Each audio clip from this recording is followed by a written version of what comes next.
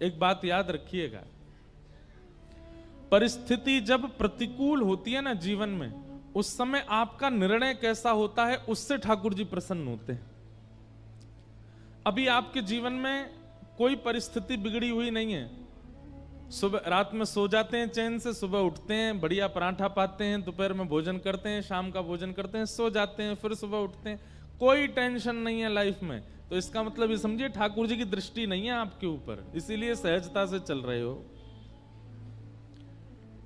लेकिन जैसे ही ठाकुर जी मन बनाते हैं कि चलो अब इसकी परीक्षा ली जाए, तो रात्रि की नींदें उड़ जाएंगी, सुबह का नाश्ता पाने की इच्छा नहीं होगी, दोपहर के भोजन आधी रोटी में ही पेट भर जाएगा, रात्रि का भोजन केवल दूध पी के सो लिया करोगे, चिंता के कारण करवटें बदलते रहोगे, नेत्रों से पनारे बंद नहीं होंगे, हर व्यक्ति पर संशय होना प्रारंभ हो जाएगा, हर व्यक्ति पर शक होना प्रारंभ हो जाएगा, हर व्यक्ति से अपनी स्थिति की मदद मांगने की इच्छा प्रकट होने लग जाएगी। समझ जाओ ठाकुर जी परीक्षा ले रहे हैं अब। और उस परीक्षा के समय पर हमारा जैसा निर्णय होता है वो निर्णय ठाकुर जी को प्रसन्न करता है। जैसे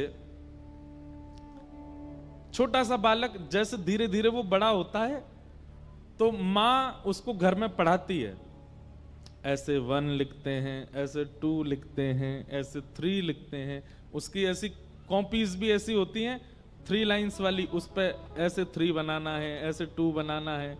अब बच्चा जब तक माँ बना रही है तब तक तो बहुत खुश होता है, अचानक से माँ कहती है बेटा ले अब तू बना, तो फिर वो माँ को देखते रोता है, मुझसे तो बन ही नहीं रहा, और 2 को उल्टा 2 बना देता है, 3 को उल्टा बना देता है। इस प्रकार फिर उसकी परीक्षा होती है, 1-2 बार तो माँ हंसती है, और 4थी-5वीं बार माँ हाथ में स्केल लेके बैठती है, बोले बना अच्छे से। और फिर वो बालक ये सोचता है मेरी सबसे बड़ी शत्रु मेरी माँ है, मेरे पिताजी बस मुझसे प्यार करते हैं, क्यों? क्योंकि वो होमवर्क नहीं करवाते मुझसे, माँ करवाती है। कई घरों में पिता करवाते हैं। ठाकुर जी हमको कब कब अच्छे लगते हैं? जब जब सब हमारे अनुकूल चल रहा है। बिहारी जी आपसे बढ़िया कोई नहीं है, सब बहुत अच्छे हैं। लेकिन जैसे ही प्रतिकूल स्थिति आती है भय लगने लग जाता है। वास्तव में आपको भयभीत नहीं होना है उनसे जो परीक्षा ले रहे हैं, बस परीक्षा को बुद्धि लगा करके पार करना है। जीवन में आई हुई परीक्षा में आप निर्णय कैसा लेते हैं ठाकुर जी उससे प्रसन्न होते हैं। ठाकुर जी तो एक टास्क बना करके आपके जीवन में भेज देते हैं, और फिर ठाकुर जी इच्छा उनकी ऐसी होती है कि आप उससे निकलो, आप उसको पार करो। लेकिन जब हम भयभीत हो जाते हैं, जब हम उस स्थिति से भागने लग जाते हैं, तो ठाकुर जी बहुत निराश होते हैं। इसको इतनी कथाएं सुनवाई, आजकल तो इसके फोन में यूट्यूब में भी हम सब संत जनों की वाणी भेजते रहते हैं, फिर भी इतना विचलित हो रहा है, इतना परेशान हो रहा है, इतना दुखी हो रहा है। लेकिन जीवन में आई हुई परिस्थिति को परीक्षा मान करके और निर्णयात्मिका बुद्धि से जब उसको पार कर लेता है कोई व्यक्ति, विचलित नहीं होता, ठाकुर जी उससे बहुत प्रसन्न होते हैं। इसलिए हमारी प्रार्थना बंधुओं,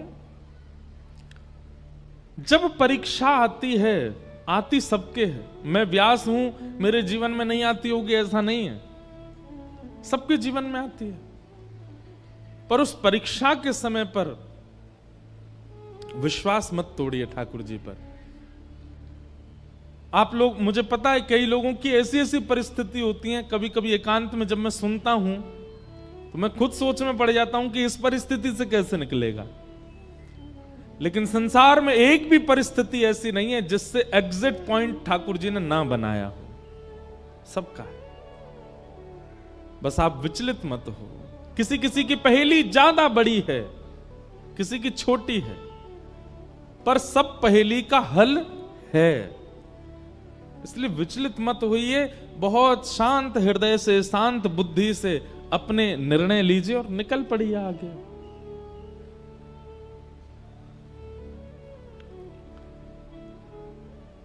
ठाकुर जी की प्रसन्नता नाम जप से है, ठाकुर जी की प्रसन्नता वैष्णव तिलक धारण से है, ठाकुर जी की प्रसन्नता एकादशी व्रत धारण से है। लेकिन ठाकुर जी की अति प्रसन्नता है कि जीवन में आने वाली विचलनताओं में आप धैर्य पूर्वक खड़े हो। जीवन में आने वाले उतार चढ़ाव को आप बड़ी आसानी से पार कर रहे हो। ठाकुर जी उससे अति प्रसन्न होते हैं।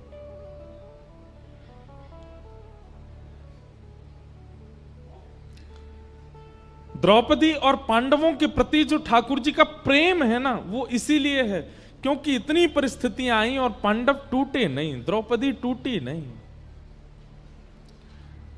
आज तो परीक्षा की पराकाष्ठा हो गई। बालक कितना प्रिय होता है मां को।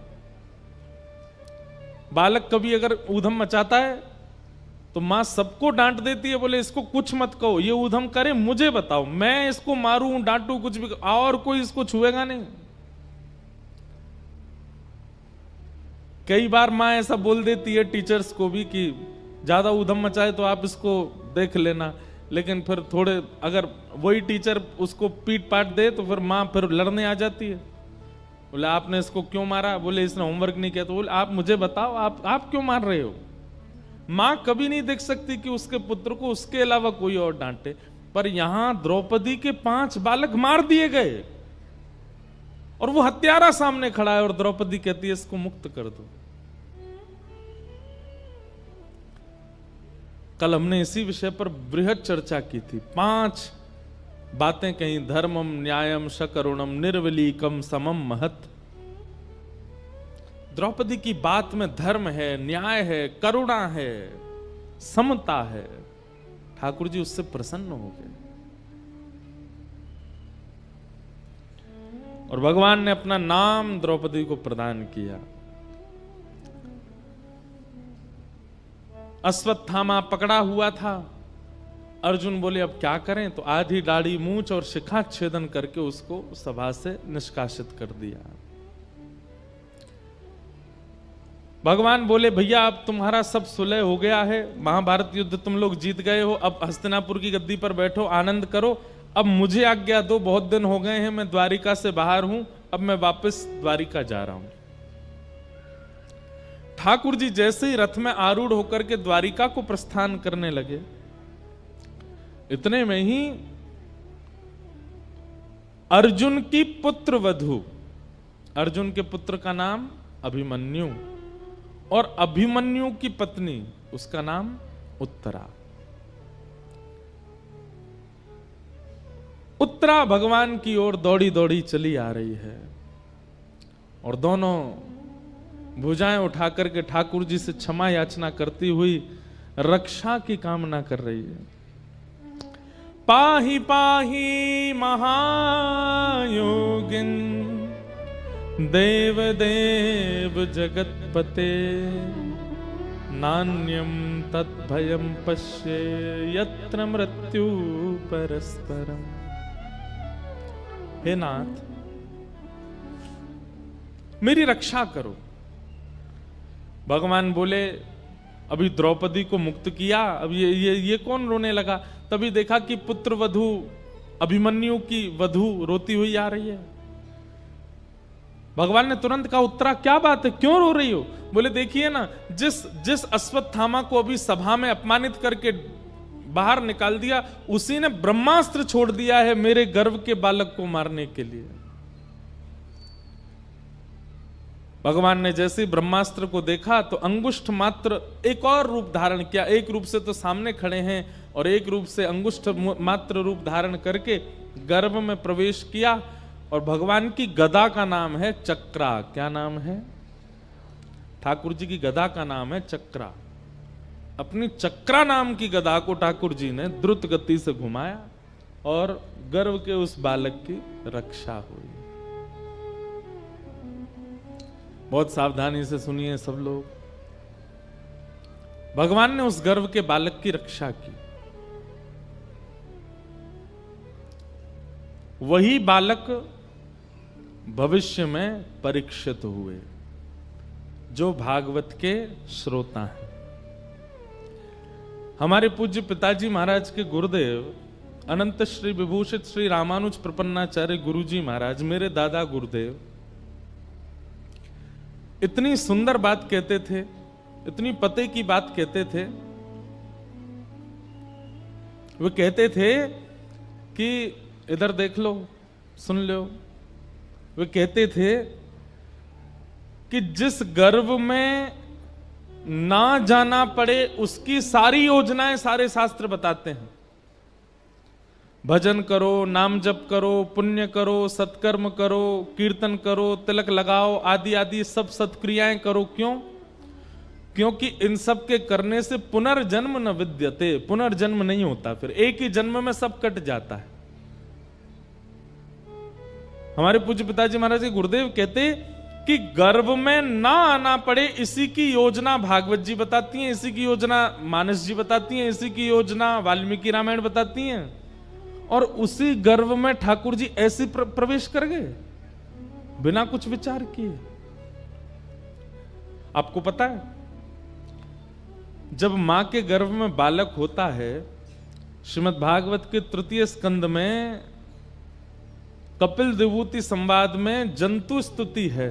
वहां पर भगवान कहते हैं कि नरक से भी ज्यादा कष्टदायी होता है मातृगर्भ। कभी आपको अवसर लगे, हमने एक कथा की थी नासिक में 1 महीना की, उस कथा में आप लोग सुनिएगा। वहां कपिल विभूति संवाद हमने विस्तार से कहा था। तब वहां ये स्तुति गाई थी कि गर्भ का बालक जो स्तुति गाता है वो स्तुति कैसे करता है। गर्भ के बालक की इतनी भयावह परिस्थिति होती है, जरा सी दुर्गंध आ जाए तो हमसे बैठ पाना मुश्किल होता है, लेकिन मल मूत्र के भरे हुए एक टब में वो बालक उल्टा पड़ा ही रहता है 9 महीने तक। और ऐसा कहते हैं कि उसकी जो त्वचा होती है वो इतनी कोमल होती है और मां के पेट के जीवाणु धीमे धीमे उसको काटते हैं, कभी कभी इतनी पीड़ा देते हैं। जब 7वें महीने में बालक आ जाता है ना, तो भगवान से हाथ जोड़ता है, हे विधाता मुझे यहां से निकालो कैसे भी, मैं बहुत परेशान हूं। भगवान कहते हैं जन्म लेके तुम वही सब करोगे, उल्टे सीधे काम, छल कपट बाजी, खाना पीना, मदिरा उड़ाना, ये सब की करो। बोले आपको सौगंध खा के कह रहा हूं, इतना भजन करूंगा कि दोबारा यहां ना आना पड़े मुझे। लेकिन जैसे ही जन्म लेता है, पहचानना प्रारंभ करता है, ये भूआ है, ये फूफा है, ये चाचा हैं, ये चाची हैं, ये दादी हैं, ये दादा हैं, ये पत्नी है, ये बच्चे हैं। धीरे धीरे भूल जाता है ठाकुर जी को दिया हुआ वचन। बीच बीच में ठाकुर जी संदेशा भिजवाते हैं गुरुजनों के द्वारा, हाँ भाई कथा सुन लो। ये सब क्या सुनना हमको। और फिर से उसी गर्भ में जाने की पूरी योजना बना लेता है, क्रियाओं को खराब करके, स्वभाव को गंदा करके, दूसरों के साथ छल कपट करके क्या करते हैं हम, पुनर्गर्भ में आने की सारी योजना बनाते हैं। और सुनिए, कर्म के अनुसार पुनर्गर्भ मिलेगा तो कई लोगों को लगता है इसमें क्या बुराई है, ठीक है हम फिर से जन्म ले लेंगे, लेकिन कहां मिलेगा ये तो नहीं पता ना।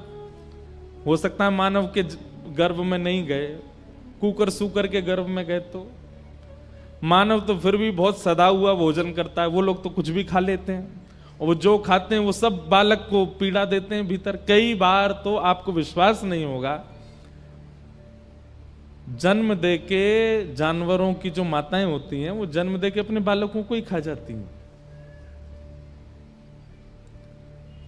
अब सोचो, कोई आना चाहता है, पुनर्जन्म लेना चाहता है, लेकिन फिर भी अपनी क्रिया नहीं सुधारता, स्वभाव नहीं सुधारता, अपने वचन नहीं सुधारता, अपने नियम नहीं सुधारता, योजना पूरी बनाता है पुनर्जन्म की। तो पूरी बात हम ये कहना चाहते हैं कि पुनर्जन्म ना लेना पड़े, उसी की योजनाएं सारी बताई गई। मातृगर्भ में ना आना पड़े, पीड़ा ना सहनी पड़े, उसी की योजना सब बनाते हैं। तो फिर भगवान कैसे उत्तरा के गर्भ में प्रवेश कर गए। हमारे पूज्य गुरुदेव भगवान, दादा गुरुदेव भगवान कहते कि भैया परीक्षित राजा है इसलिए बचाने गए नहीं, परीक्षित अर्जुन का होने वाला नाती है इसलिए बचाने गए। द्रौपदी के पुत्रों को भी बचा सकते थे ठाकुर जी। ये उत्तरा के गर्भ के बालकों को क्यों बचाया भगवान ने? तब गुरुदेव भगवान कहते हैं, क्योंकि ठाकुर जी को पता है कि भविष्य में मेरी कथा का प्रथम श्रोता होगा, ये मेरी कथा का श्रोता बनने वाला है। ठाकुर जी को अपना कथा का श्रोता इतना प्रिय है कि उस प्रिय श्रोता की रक्षा के लिए गदा लेकर के ठाकुर जी गर्भ में प्रवेश किए और ब्रह्मास्त्र को नष्ट कर दिया। इसलिए आप यदि कथा में बैठे हैं तो अपना सौभाग्य मनाइए। ठाकुर जी को श्रोता इतने प्रिय हैं कि श्रोताओं के लिए ठाकुर जी गर्भ में प्रवेश करके रक्षा कर देते हैं। और केवल श्रोता की रक्षा नहीं करी है भगवान ने, वहां वक्ता श्री शुकाचार्य जी महाराज, उन्होंने भी जन्म बाद में लिया, गर्भ में मातृ दर्शन, भगवत दर्शन पहले किया।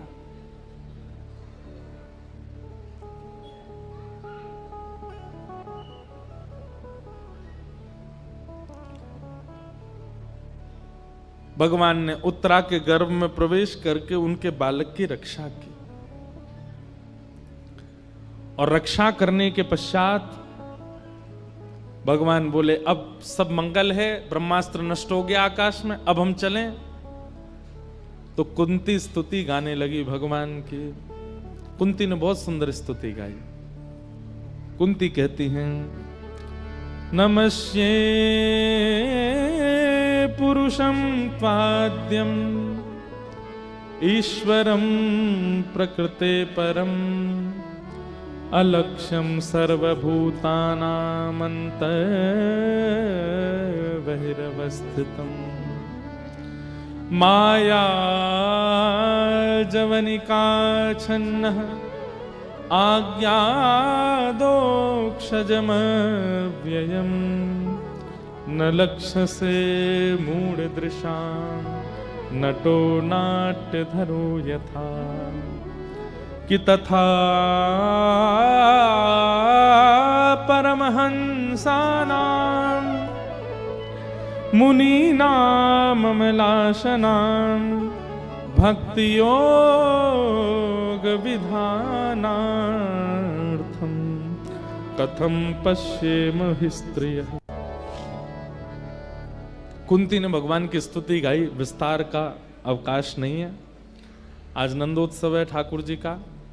अभी प्रथम स्कंद पर हम हैं, धीमे धीमे सब प्रसंगों को स्पर्श करते हुए चलेंगे आगे। कुंती ने भगवान की स्तुति गाई। भगवान कुंती की स्तुति सुन के अब द्वारिका प्रस्थान करने लगे। तो पांडवों में श्री युधिष्ठिर जी रोने लगे। भगवान ने युधिष्ठिर की ओर देखा, क्यों रो रहे हो भैया? तब युधिष्ठिर के मन में आया कि मैंने बहुत बड़ा अत्याचार कर दिया महाभारत युद्ध के द्वारा, मुझे नरक जाने से कोई नहीं बचा पाएगा। तब भगवान ने सोचा कि मेरे संग रहते हुए, मेरी आज्ञा से युद्ध करने पर भी इनको संशय है अपनी गति पर। समझ रहे हैं बात को? बहुत ध्यान से सुनिए सब लोग। ठाकुर जी कह रहे हैं कि मैं साथ खड़ा था और पूरा युद्ध का नेतृत्व मैं कर रहा था, फिर भी युधिष्ठिर को संशय है अपनी गति पर। आप यदि भागवत सुनते हैं, आप यदि कथा श्रवण करते हैं, सत्संग करते हैं, रसिक जनों की वाणी सुनते हैं, और उसके बाद कभी आपको संशय होने लग जाता है अपने जीवन पर, ठाकुर जी को बहुत पीड़ा होती है, तो फिर कथा क्यों सुनते हो? रसिक जनों की वाणी क्यों सुनते हो? आपको अपने जीवन पर संशय कैसे हो सकता है?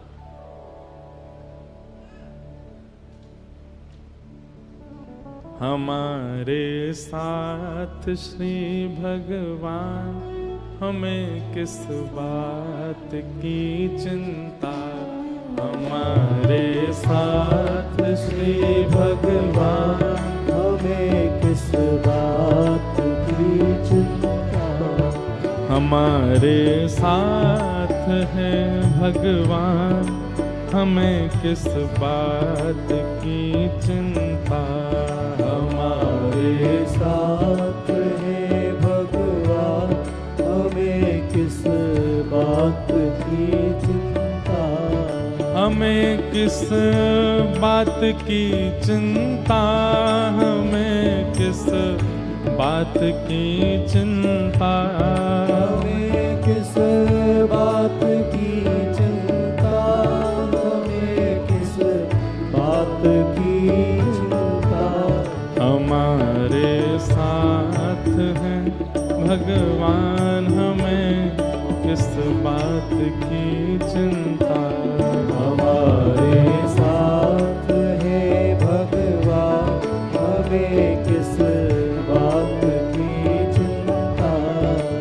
हमारे साथ हैं भगवान, हमें किस बात की चिंता। हमारे साथ है भगवान, हमें किस बात की चिंता।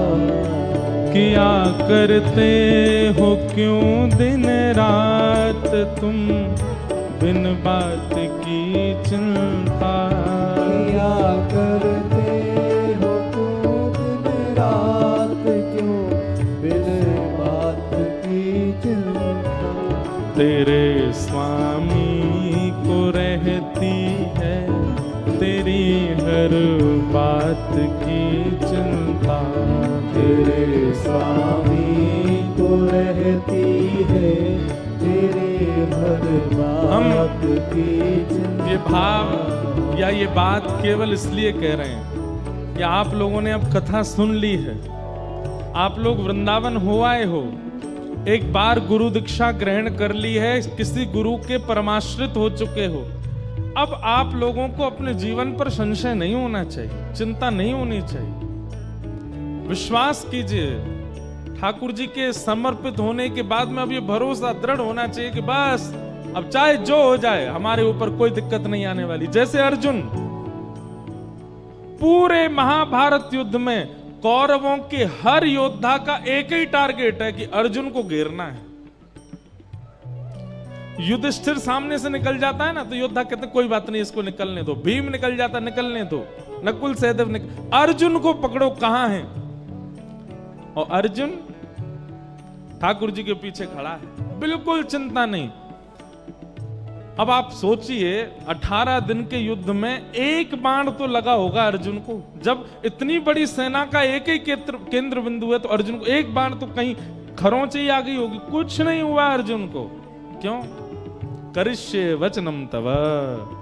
ठाकुर जी को अपना रथ का सारथी बना करके उसने समर्पित कर दिया। मेरे जीवन की ये रथ डोर आपके हवाले, नाथ जहां ले चलो मैं तैयार हूं। और कौरवों के उस विशाल सेना के समुद्र को आकाश से जब देवता देखते थे ना, कौरवों की सेना ऐसे लगती थी जैसे कोई विशाल समुद्र में लहर उठ रही हो, और पांडवों की सेना ऐसी लगती थी जैसे 2-4 नदियां मिल गई हों।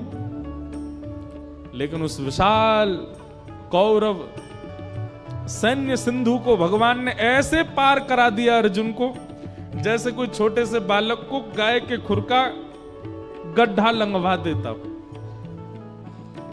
एक बार भी यदि जीवन में कथा का आश्रय और ठाकुर जी का आश्रय लिया है, फिर चिंतित मत होइएगा कि ध्रुव प्रहलाद गणिका गज अजामिल को उबारा था। कि ध्रुव प्रहलाद गणिका गज अजामिल को उबारा था। कि ध्रुव प्रहलाद गणिका गज अजामिल को उबारा था। ध्रुव प्रहलाद गणिका गज अजामिल को उबारा था। उन्हीं का कर रहे गुणगान, उन्हीं का कर रहे गुणगान, उन्हीं का कर रहे गुणगान, उन्हीं का कर रहे गुणगान। तो फिर किस बात की चिंता।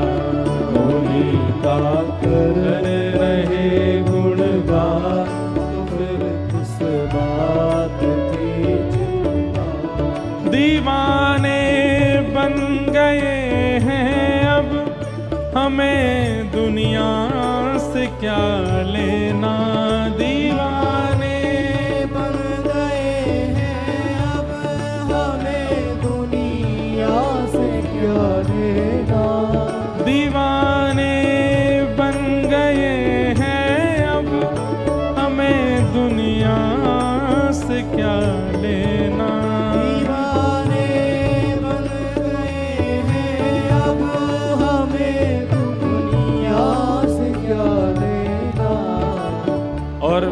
समर्पित व्यक्ति का लक्षण क्या है, वो सब दे देता है ठाकुर जी को।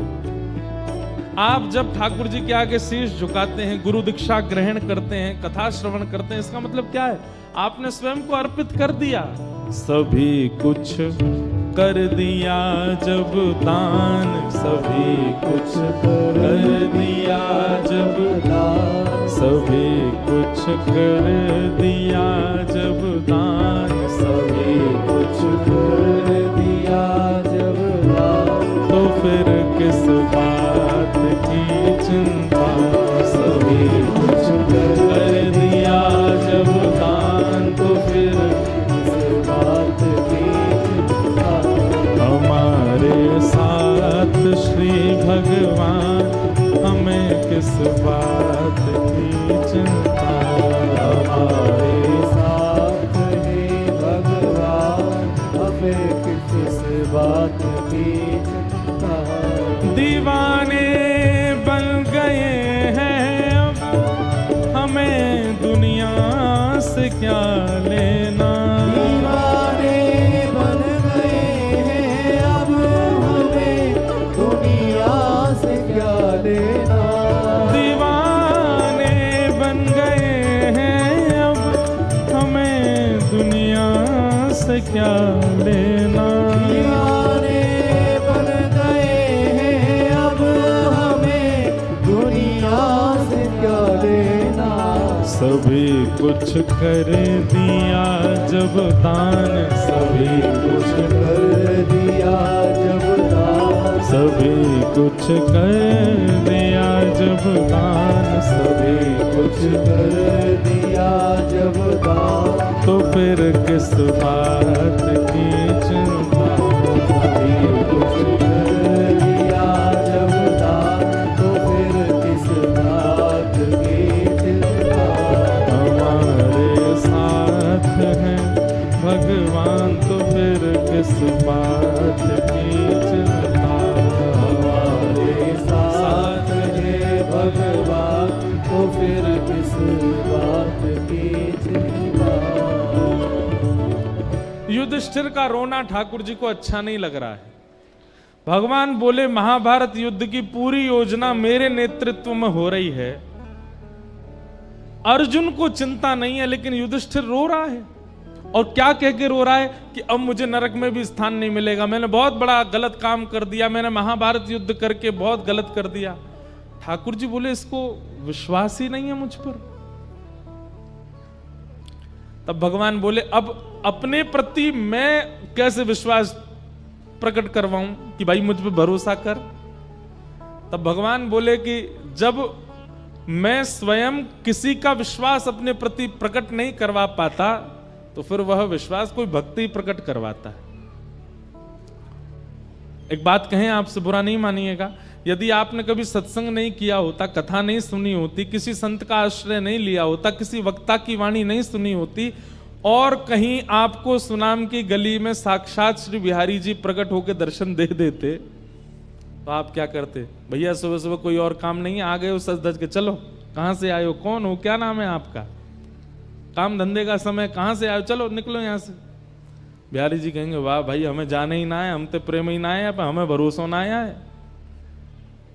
ये विश्वास, ये रूप माधुरी का दर्शन, ये उनके प्रति समर्पण कौन करवाता है?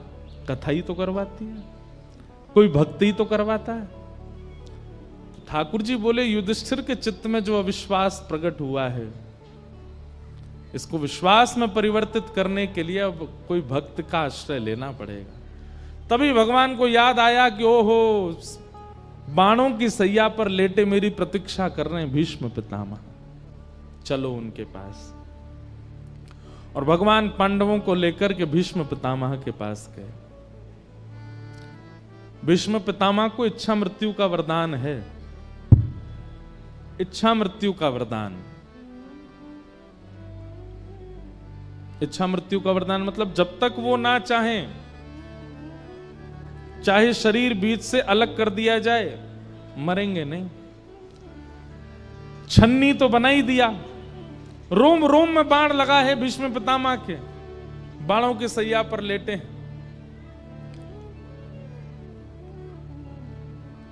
लेकिन प्राण नहीं गए। क्यों? उन्होंने इच्छा मृत्यु के वरदान को सार्थक किया। और क्या विचार करके सार्थक किया? कि मैं ऐसे प्राण नहीं त्यागूंगा।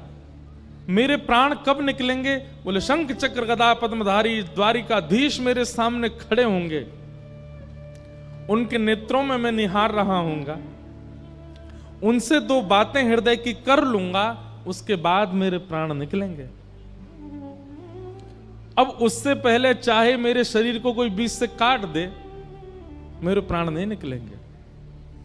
मृत्यु देवी सामने खड़ी है हाथ जोड़ करके, महाराज आपके रोम रोम में बाण लगा है, रक्त की एक बूंद नहीं बची है अंदर।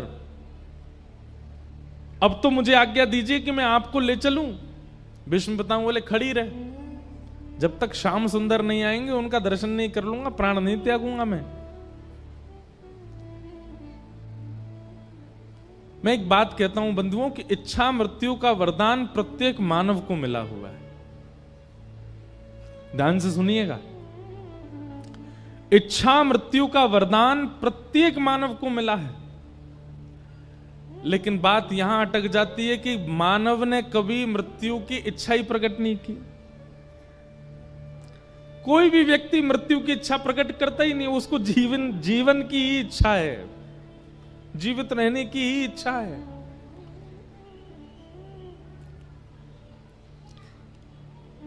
सब लोग इधर देखिए, बहुत सावधानी से सुनिएगा। हमारे ब्रज के रसिक संतों ने, हमारे भारत के श्रेष्ठ ऋषियों ने अधिकतर इच्छा से ही प्राण त्यागे।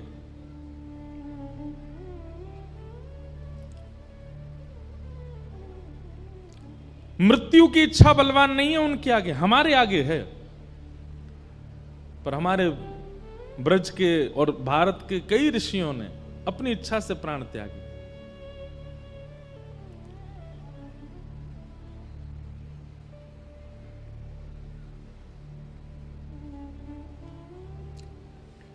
कई संतों ने अपने शिष्यों को बुला करके अपनी अंतिम इच्छाएं बता दी। कई महापुरुषों ने अपने प्राण त्यागने से 2 दिन पहले मौन धारण कर लिया, एकांत में चले गए। कई भारत के संतों ने पूरे नगर से और समाज से एकांत ले लिया और एकांत में जाकर के प्राण त्यागे। ऐसी ही इच्छा मृत्यु का वरदान हम सबको मिला है, पर हमने कभी इच्छा की नहीं है। आप कहेंगे महाराज जी कैसी इच्छा करें, मतलब क्या चाहते हो आप? ब्याह ना करें, बालक बच्चों को पढ़ाएं लिखाएं नहीं, धन ना कमाएं, इच्छा मृत्यु का वरदान करें। सुनिए, अपनी क्रियाएं करते रहिए, पर क्योंकि अकाट्य सत्य है मृत्यु, एक बार तो कभी विचार कीजिए कि मेरी मृत्यु कैसी हो, जब मेरे प्राण जाएं उस समय स्थिति कैसी हो। पीतांबरी कैसी हो, मुखड़े पे एक हंसी हो, छवि मन में ये बसी हो, जब प्राण तन से निकले। इतना तो कहना स्वामी, जब प्राण तन से निकले। आप अपनी सब क्रियाएं करते रहिए, पर एक बार सोच लीजिए कि जब भी मेरा अंत हो, सबका होना है, तो कैसा हो। और अभी कम अवस्था में ही विचार कर लोगे और नित्य विचार करते रहोगे, नित्य विचार करते रहोगे, तो फिर ठाकुर जी योजना बनाएंगे, आपका अंतिम समय वैसे ही जाएगा जैसा आपने विचार किया। पर हमने कभी विचार किया ही नहीं कि हमारा अंतिम काल कैसे जाए। इसीलिए अधिकतर या तो हॉस्पिटलों में जाता है, या तो दवाइयों के बीच में जाता है, वेंटिलेटर पर जाता है, कहीं भी चले जाते हैं। इस प्रकार से प्राण जाएं, उससे अच्छा तो विचार कर लो।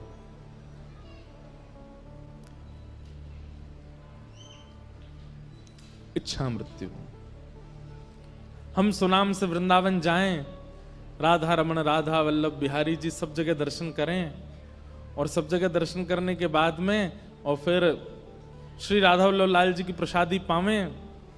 वहीं पर एक रसिक महापुरुष की कथा चल रही हो, उनकी कथा श्रवण कर लें, वृंदावन की परिक्रमा करें, ब्रजरज माथे से लगावें, खूब हरिनाम संकीर्तन करते हुए नृत्य करें।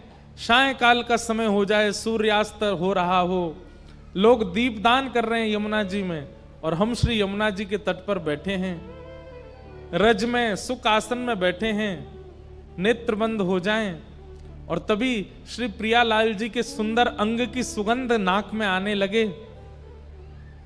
नेत्र खोल करके देखें तो सामने श्याम वर्ण की श्री यमुना जी में से दिव्य ठाकुर जी का स्वरूप प्रकट हो जाए।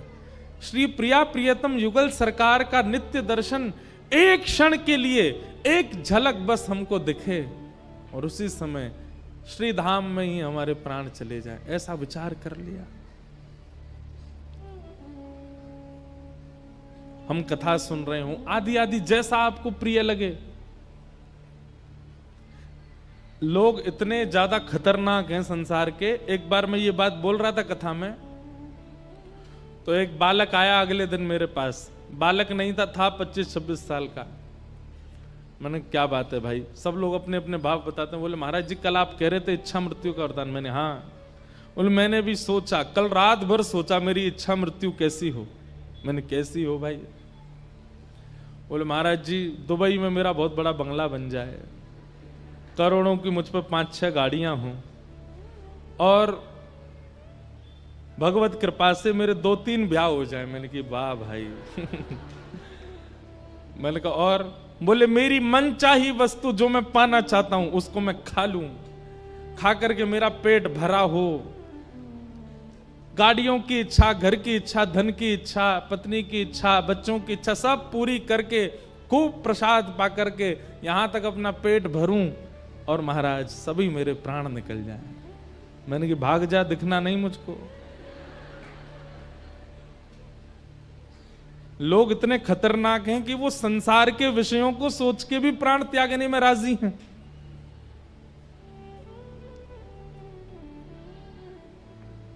नरक ही मिलेगा अगर ऐसा कुछ सोचा तो, क्योंकि इच्छा मृत्यु निश्चित है। ये बात हम व्यास मंच से बैठ के कह रहे हैं। अगर विचार कर लिया और नित्य अपने भजन से पहले नित्य चिंतन किया जाए मेरे अंतिम काल ऐसा हो, और फिर उसके बाद अपना साधन करें, अपना भजन करें, अपना गुरु मंत्र करे, अपना नाम जप करे, नित्य इसी प्रकार की क्रिया करता रहे, उसका अंत फिर वैसा ही होगा जैसा उसने सोचा है। इसलिए आप सब कथा में बैठे हो, कथा श्रवण कर रहे हो, एक सुंदर इच्छा मृत्यु का विचार कीजिए कैसी हो। यहां से बाहर मृत्यु की चर्चा करना अपशगुन है। पंडाल से बाहर मृत्यु की बात करो तो लोग बात कहते हैं भाई ऐसी गलत बात नहीं करते, पर यहां मृत्यु की बात करना ही सगुन है। श्रीमद् भागवत तो मरना ही सिखाती है कि मृत्यु कैसी हो।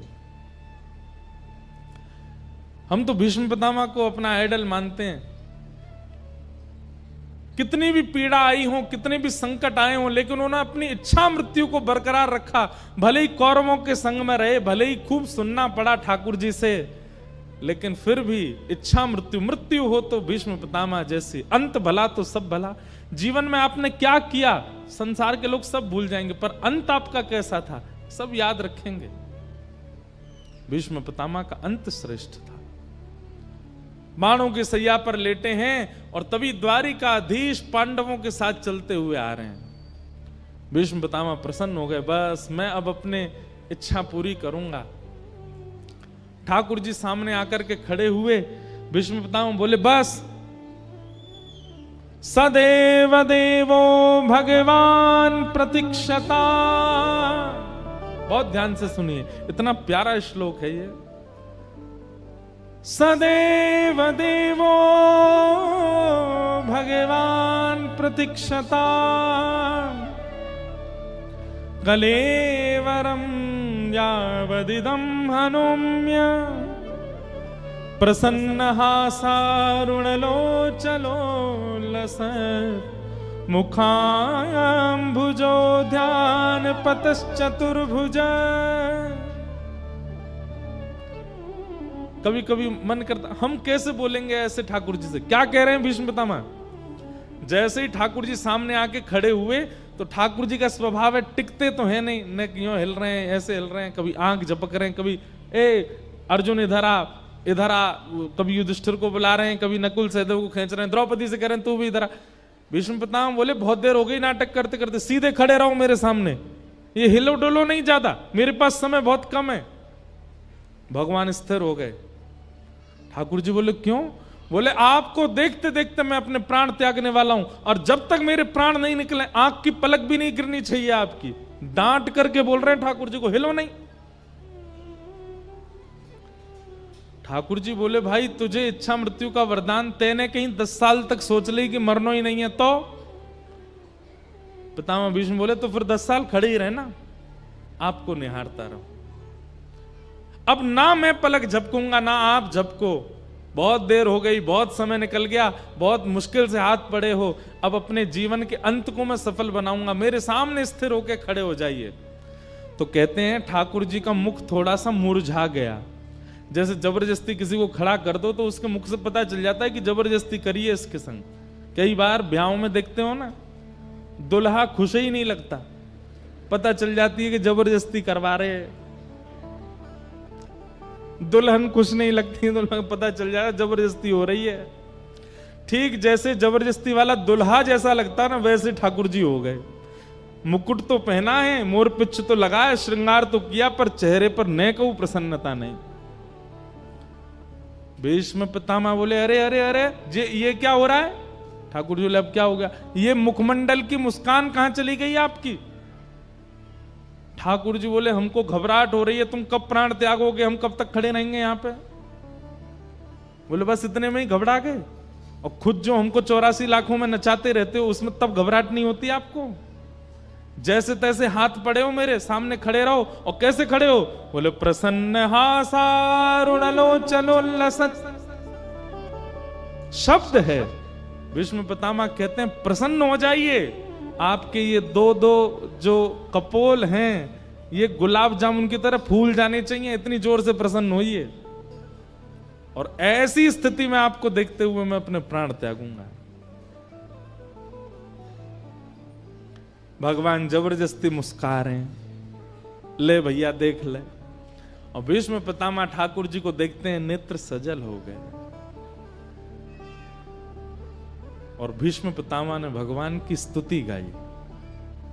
इतिमति रूप कल्पिता वितृष्णा भगवत सात्वत पुंगवे विभुम्ने स्वसुखमुपगते क्वचिद विहर्तुम प्रकृतिमुपेयुष यद्भव प्रवाह त्रिभुवन कमनम तमाल वर्णम रविकर गौरवरांबरम दधाने वपुरल ककुलावृतान नाब्जम विजय सखेरतिरस्तु मेन वद्य। बहुत सुंदर स्तुति है भीष्म पितामह की। अनेक बार मैंने विस्तार किया है भीष्म स्तुति का, लेकिन अंतिम श्लोक कहूं। भीष्म पितामह क्या कहते हैं?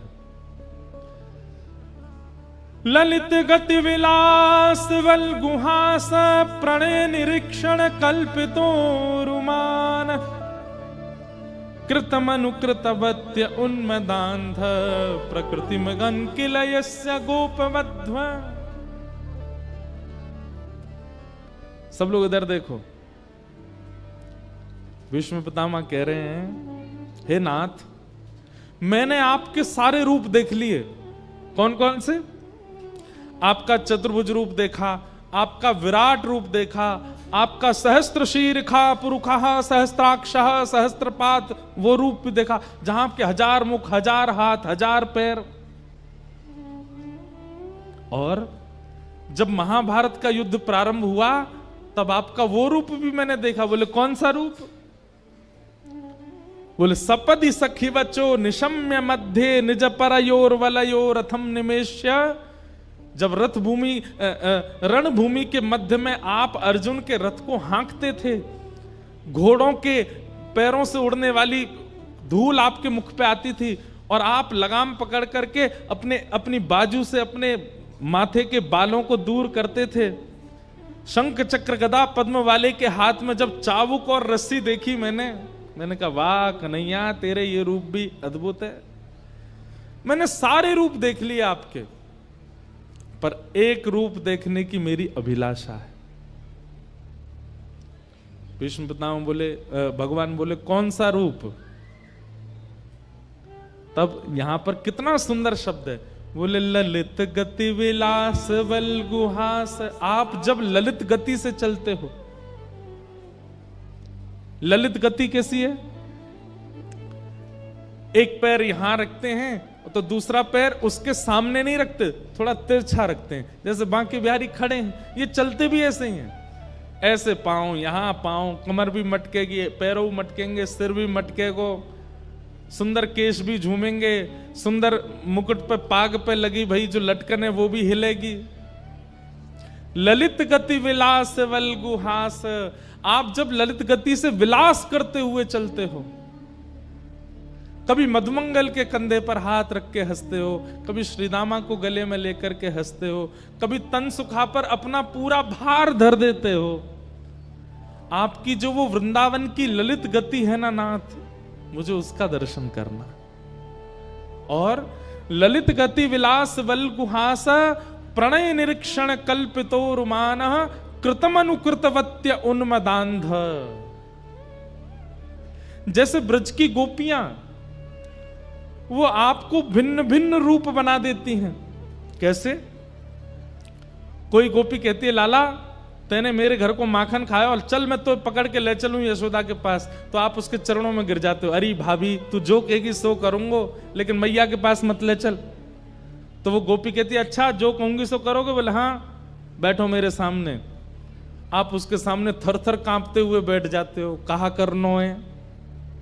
तो चल लाला एक काम कर। बोले का? रसोई घर में जा रोटी लेके आ और रोटी पर एक मक्खन धर के ला। अरे भाभी तू तो बड़ी अच्छी है, मुंह भोजन करावेगी? बोले ना लेके आ, लाके मुंह खवा। और नन्हे से गोपाल जी को सामने खड़ा करके गोपी कहती है अब लाला चल प्रेम से अपने हाथन से मुंह पवा दे। और छोटे छोटे ठाकुर जी टूक तोड़ के गोपी को पवा रहे, गोपी के नेत्र सजल होते हैं। एक बार पा करके फिर ठाकुर जी के चरण लिपट जाती है और ठाकुर जी को गोद में बैठा के फिर अपने हाथ से पवाती है। ताही अहीर की छो हरिया छचिया भरी छाछ पे नाच नचायो, रसखान कहते हैं। कोई गोपी ठाकुर जी को पकड़ लेती है और लाला को कमरा में बंद कर दे। ठाकुर जी कहें मुंह छोड़ दे। बोले ऐसे ना छोड़ूंगी। बोले कैसे छोड़ेगी? बोले पहले बंदर की तरह नकल करके दिखा। ठाकुर जी कहें जो कोई बात है? बोले हम बे बात है, पहले बंदर की तरह कर। कोई गोपी पकड़ के कहती लाला मेरे संग नृत्य कर। भीष्म पितामह कहते हैं बोले नाथ हस्तिनापुर का बनने में सुख नहीं है, द्वारिका का बनने में सुख नहीं है, मथुरा का बनने में सुख नहीं है, क्योंकि वहां आपकी चलती है।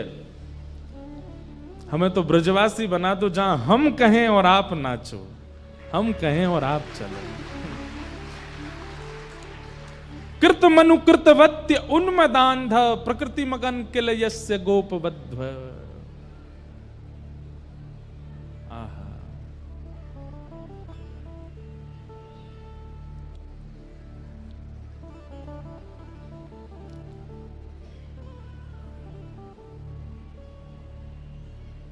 वो ललित गति का मुझे दर्शन करना है। हमारे अष्ट साप के सखा गाते हैं सब ही अंग को बाको गिरधर सब ही अंग को बाको।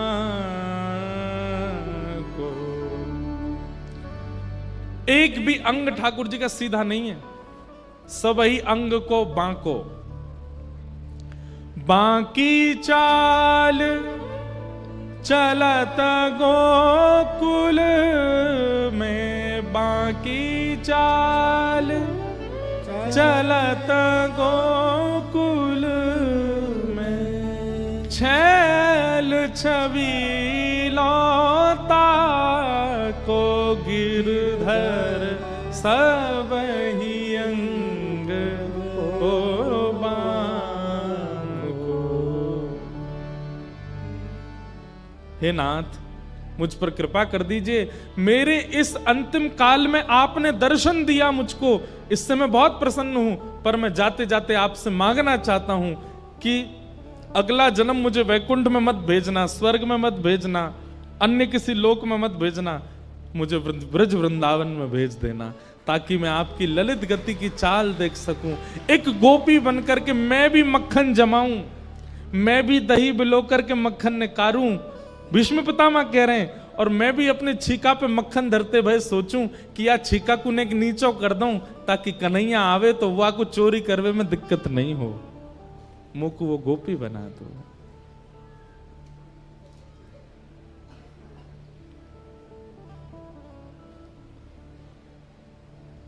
ठाकुर जी भीष्म पितामह से बहुत प्रसन्न हो गए। भीष्म पितामह ने अपनी स्तुति के अंत में ब्रज को याद किया और पितामह भीष्म ने अपने प्राण त्याग दिए, भगवान द्वारिका को चले गए।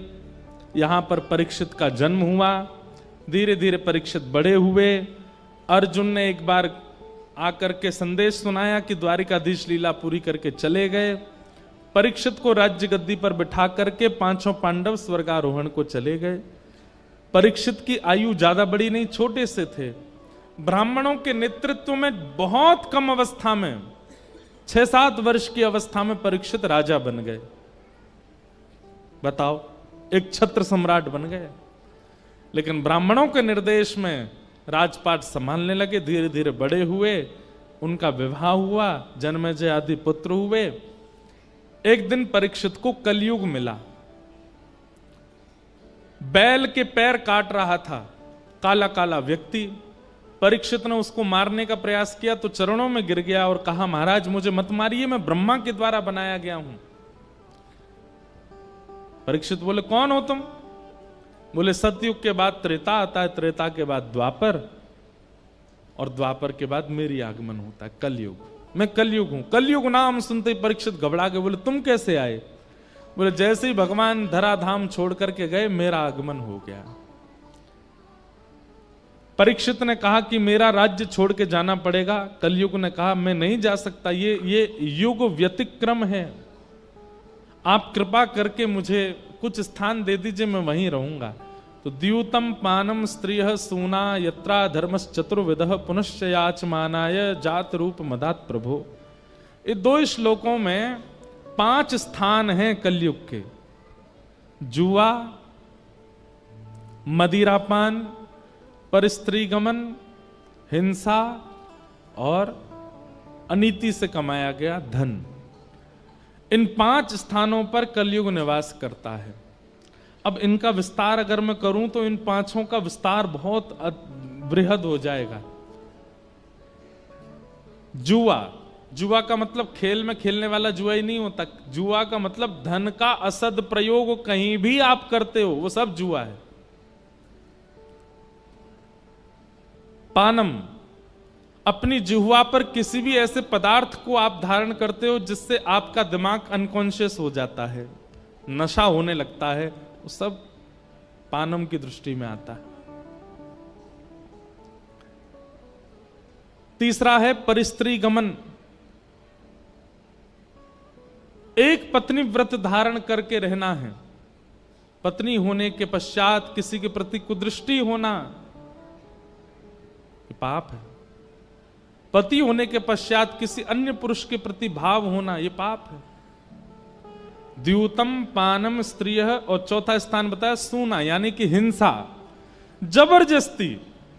कोई बात इतनी बड़ी नहीं है फिर भी लड़ाई करनी है। उसने मुझसे ऐसा बोला क्यों, उसने ऐसा किया क्यों, इसका मुंह फोड़ूंगा मैं। ये जबरदस्ती के कलेश करने की जिनकी बहुत मनस्थिति होती है, उनको वो भी कलयुगी हैं। जैसे पता चल जाए, ए सुन, पता है कल तेरे बारे में ऐसे ऐसे कह रहे थे, क्या कह रहे थे? बोले वो नहीं याद मुझे क्या कह रहे थे, बस कह रहे थे, बस पूरी रात सोया नहीं, दिन भर सोया नहीं, उन लोगों के बीच में पहुंच गया, लड़ने लगा, उनको ब्लॉक मार दिया सब जगह से, ले बेटा। इस प्रकार की मनस्थिति वाले लोग ये कलयुगी हैं।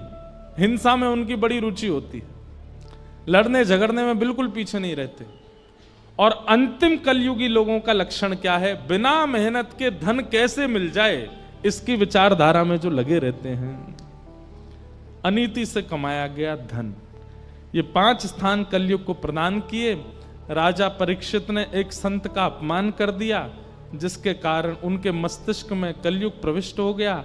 और संत के पुत्र शमिक ने 7 दिन में मरने का श्राप दिया। मैं सूक्ष्म में कह रहा हूं क्योंकि प्रसंग अभी बहुत हैं, सबको प्रणाम करना है। आप सब लोग तैयार होके बैठे हैं, पीले पीले बने आए हो, ठाकुर जी को नंदोत्सव होना है, इसलिए बस क्रम पूरा कर रहे हैं। परीक्षित जी महाराज को 7 दिन में मरने का श्राप लगा, पर वो विचलित नहीं हुए।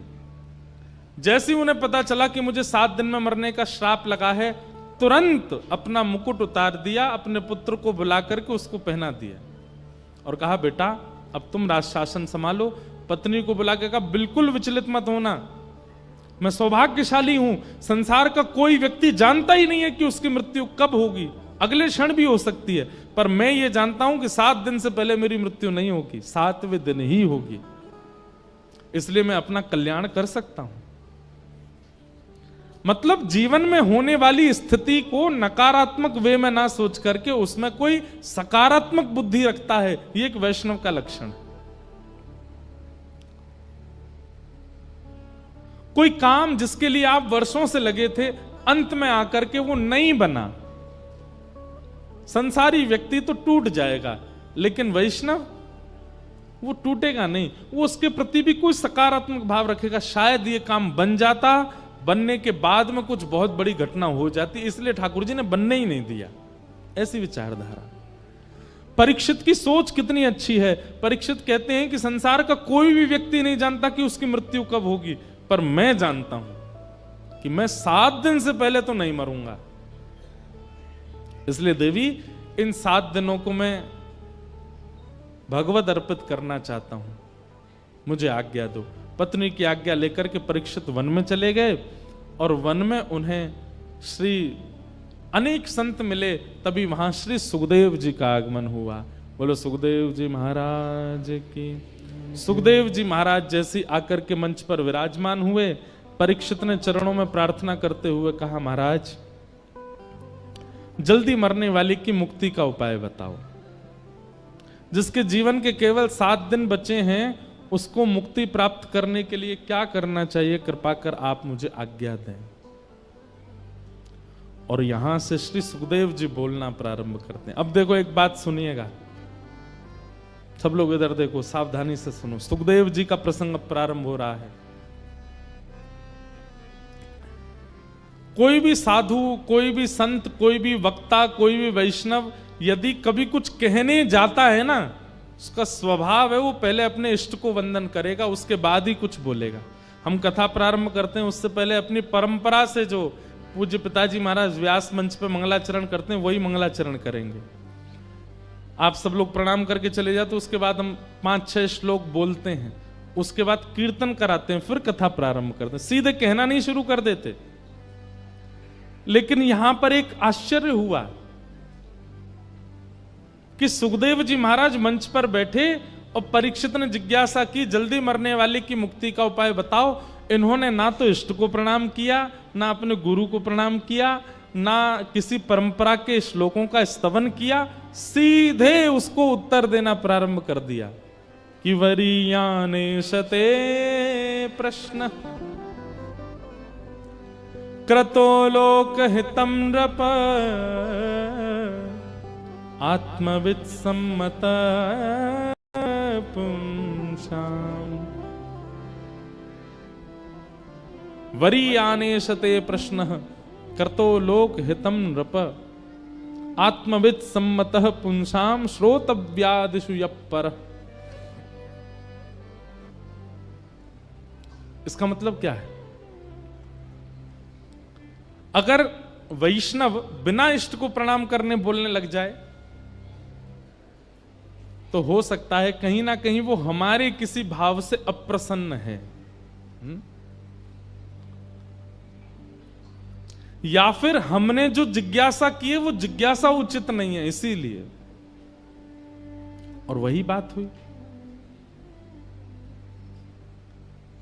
सुखदेव जी महाराज कहते हैं, बोले राजन, तुमने जो ये प्रश्न किया है ना, जल्दी मरने वाले की मुक्ति का उपाय क्या है, अगर तुमने लोक हित के लिए ये प्रश्न किया है, संसार के लिए ये प्रश्न किया है कि संसार के जो लोग जल्दी मरने वाले हैं वो अपनी मुक्ति कैसे प्राप्त करें, तो तुम्हारा प्रश्न अच्छा है। लेकिन अगर ये प्रश्न कहीं तुमने अपने लिए किया है तो ये उचित नहीं है। परीक्षित बोले, मतलब 7 दिन में मेरी मृत्यु होनी, मैं अपने लिए ही तो पूछूंगा। मैंने संसार के लिए पूछा हो तो ये प्रश्न अच्छा है, अपने लिए अगर पूछ रहा हूं तो गलत है। इस बात का क्या मतलब हुआ?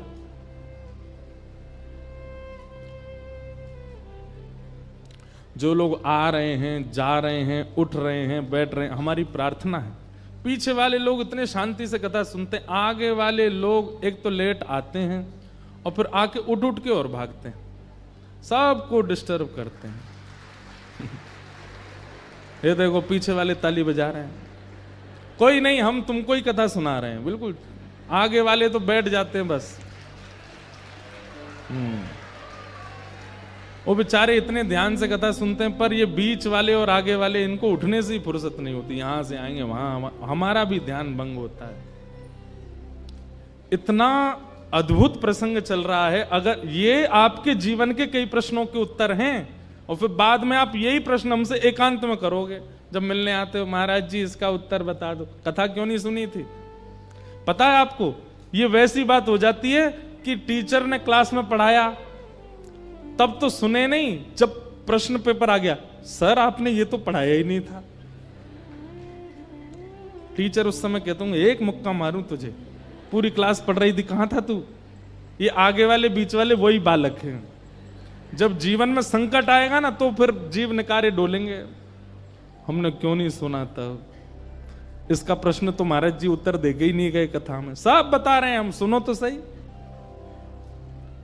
अब इतनी अच्छी बात है, यहां पर परीक्षित कह रहा है कि जल्दी मरने वाले की मुक्ति का उपाय क्या है, और सुखदेव जी कह रहे हैं अगर ये प्रश्न तुमने सबके लिए किया है तो ये प्रश्न अच्छा है, पर निज अपने लिए पूछ रहे हो तो गलत है। परीक्षित बोला, श्राप मुझको लगा है 7 दिन में मरने का, तो मैं अपने लिए ही तो पूछूंगा, और आप कह रहे हैं कि सबके लिए अच्छा, तुम्हारे लिए अच्छा नहीं। कितनी सुंदर बात।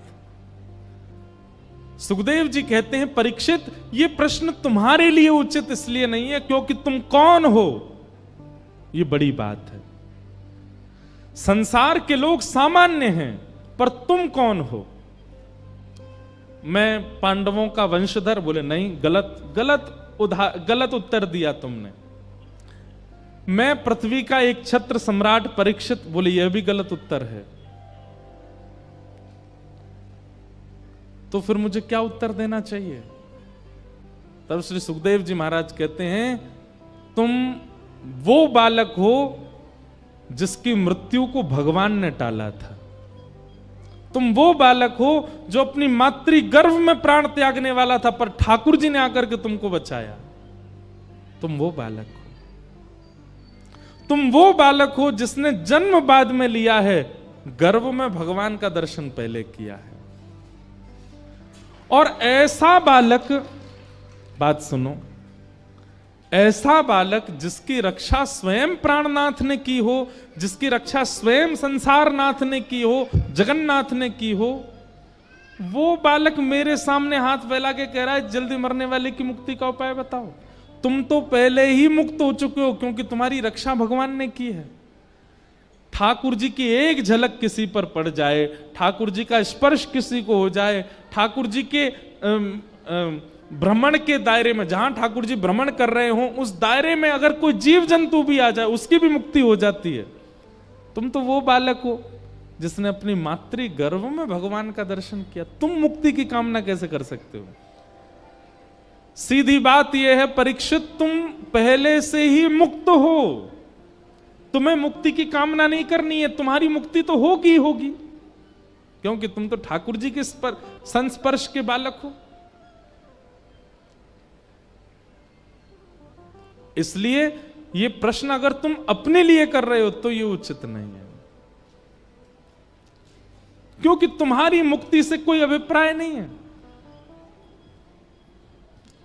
शुकाचार्य जी महाराज कहते हैं भगवान ने मां के गर्भ में प्रवेश करके तुमको केवल इसलिए बचाया कि एक दिन तुम मुक्ति मांगो। वही मुक्ति जो पूतना को भी मिली है, वही मुक्ति जो शूर्पणखा को भी मिली है, वही मुक्ति जो कुंभकर्ण को भी मिली है, वही मुक्ति जो रावण को भी मिली है, वही मुक्ति जो कंस को भी मिली है, वही मुक्ति जो अघासुर, बकासुर, धेनुकासुर, सारे असुरों को यह मुक्ति मिल चुकी है, वही मुक्ति परीक्षित भी मांग रहा है। तो फिर भगवान ने तुम्हारी मां के गर्भ में तुमको बचाया क्यों? ठाकुर जी को कोई उम्मीद है तुमसे, इसलिए। एक बात बताएं बंधुओं, लगभग संसार का हर व्यक्ति अपने जीवन में एक बार तो ऐसी स्थिति से निकल के आता है जहां वो मृत्यु के बिल्कुल किनारे पे खड़ा था और वो बच जाता है। बस कैसे कृपा हो जाती है, क्या होता है, इसका मतलब क्या है? ठाकुर जी एक मौका, अवसर तो सबको देते हैं। हम सब परीक्षित हैं, हम सबको ठाकुर जी कभी ना कभी जरूर बचाते हैं, लेकिन उसके बाद भी हम संभलते नहीं, फिर भी संसार की क्रिया और फिर अंत में मुक्ति की कामना करते हैं। हम सबको श्री सुखदेव जी महाराज कह रहे हैं तुम्हारी रक्षा भगवान ने क्यों की थी उस दिन? इसीलिए कि तुम एक दिन मुक्ति मांगो। मान लीजिए आप नाम जापक हो, मैं कथाकार हूं, हम दोनों को ही मुक्ति मिल जाए और हम दोनों हाथ पकड़ करके गए वैकुंठ, और हम बड़े प्रसन्न, भाई सुनाम से अकेले तुम और मैं दोनों जा रहे हैं वैकुंठ। वैकुंठ में जैसे हम पहुंचे बोले हमको तो मुक्ति मिली, हमको तो मुक्ति मिली। वैकुंठ के द्वार खुले, भीतर प्रवेश किए, बहुत ऐसा लग रहा था हम कितने इंपॉर्टेंट हैं। और जैसे ही भीतर गए तो हमको कहां बैठा दिया गया, लीजिए आप यहां बैठ जाओ। हम जाके बैठ गए, हमने देखी हाँ भाई लंबी लाइन है यहां पे, देखें तो और किस किस को मुक्ति मिली है। अरे ये तो अमृतसर वाले भाई साहब हैं, इनको भी मुक्ति मिली है। अरे ये तो हिसार वाले भैया इनको भी मिल गई है। तभी क्या देखा थोड़ी दूर पे, ये 10 मुंह वाला कौन बैठा, बोले ये रावण है, इसको भी मिली है। हमने इतना नाम जप किया, हमने इतनी कथाएं सुनी, इतनी परिक्रमा करी, परिक्रमा कर करके गिरिराज जी की छोटे है गए हम, तब जाकर के हमको मुक्ति मिली। और ये राक्षस अपने 10 मुंह से गाली देता तो इसको भी मुक्ति दे दी ठाकुर जी ने।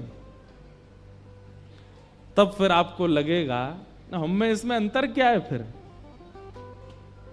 जो भजन करके हमको मिला वो द्वेष करके इसको भी तो मिला है। क्योंकि गोस्वामी जी कहते हैं भाव कुभाव अनख आलसहु, नाम जपत मंगल दिश दशहु। भाव से कुभाव से कैसे भी ठाकुर जी को स्मरण करते हो, मंगल तुम्हारा होगा। मुक्ति की कामना नहीं। परीक्षित, मुक्ति तो तुमको मिली हुई है। परीक्षित ने हाथ जोड़ के कहा तो फिर इन 7 दिनों का मैं क्या करूं?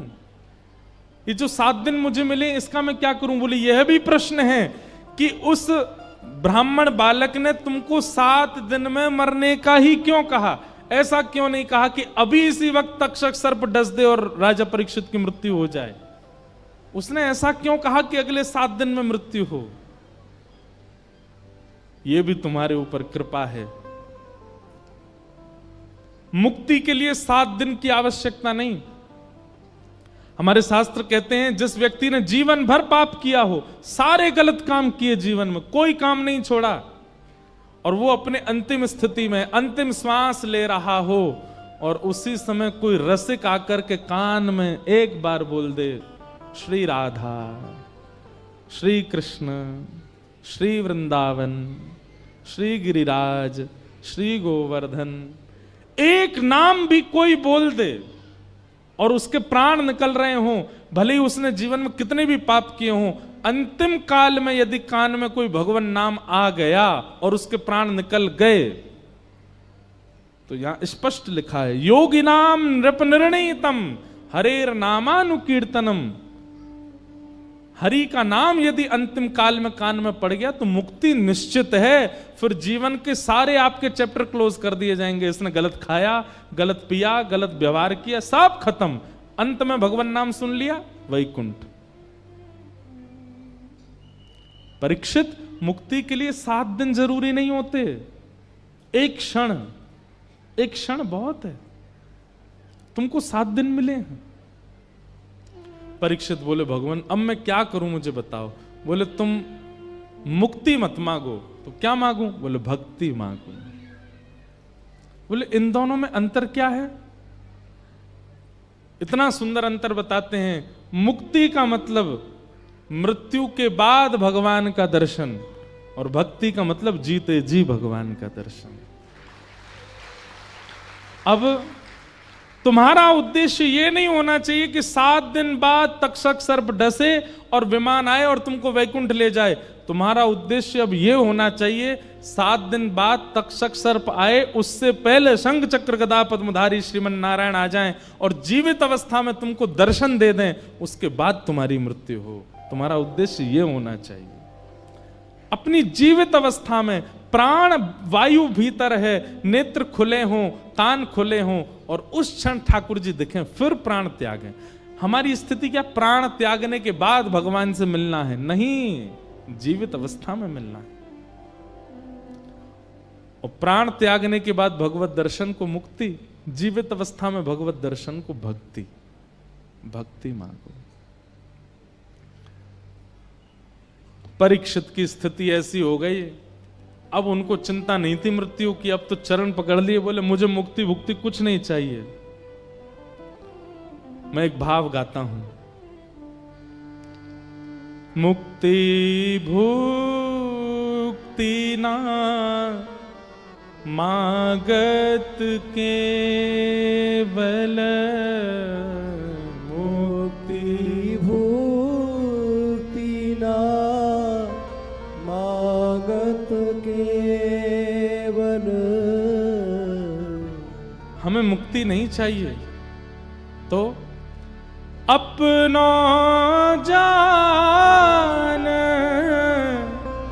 निहारो किशोरी राधे। अपनो जान निहारो किशोरी राधे। अपनो जान संभालो किशोरी राधे। अपनो जान संभालो किशोरी राधे।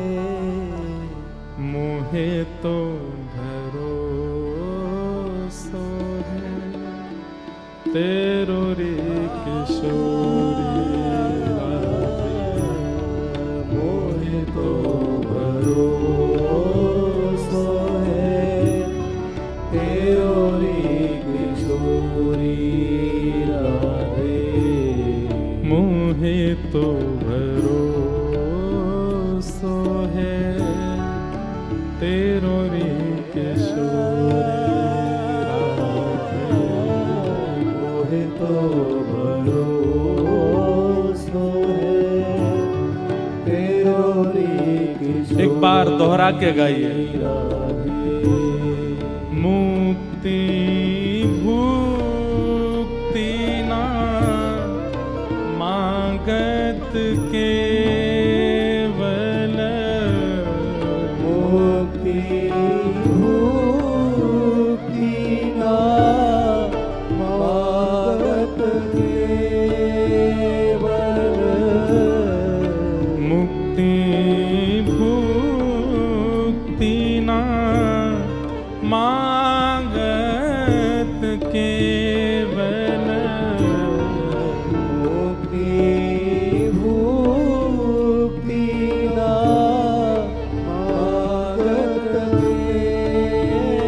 फिर अपना जान संभालो किशोरी राधे, अपनो जान संवारो किशोरी राधे। इसका भाव क्या है? हमें मुक्ति नहीं चाहिए, भुक्ति नहीं चाहिए। हे श्यामाजू, केवल एक बार आप बस ये कह दियो, ये मेरो है, ये जो बैठो है ना, ये मेरो है। बस आप ये कह देना कि हम आपके हैं, और ये कहने के बाद भले ही जीवन भर हमारी ओर देखना मत, हम पर कोई कृपा मत करना, हमें छोड़ देना अकेले, हम जीवन पूरा व्यतीत केवल इसी भाव में कर लेंगे। किशोरी जी ने हमें अपनाया है। अपनो जान संभालो किशोरी राधे, अपनो जान संवारो किशोरी राधे।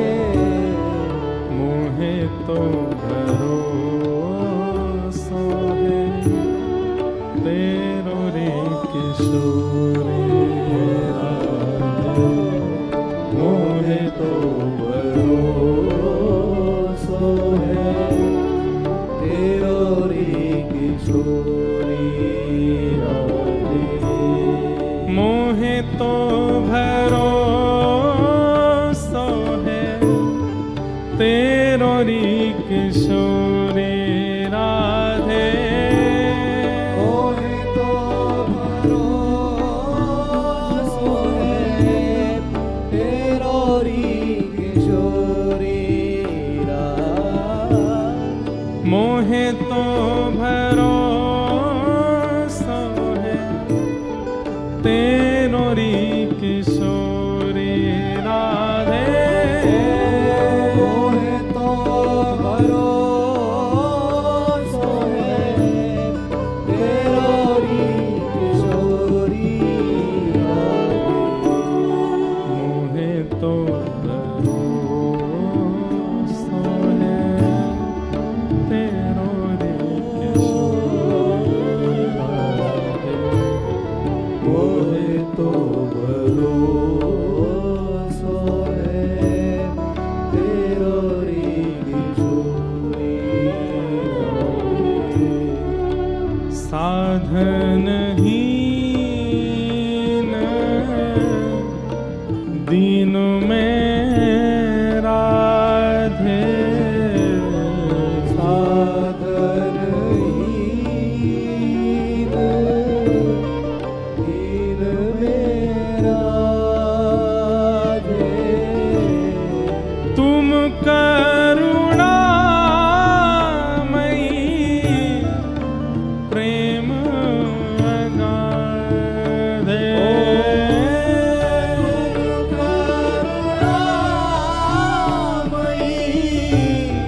प्रेम अगाधे। तुम करुणामयी प्रेम अगाधे,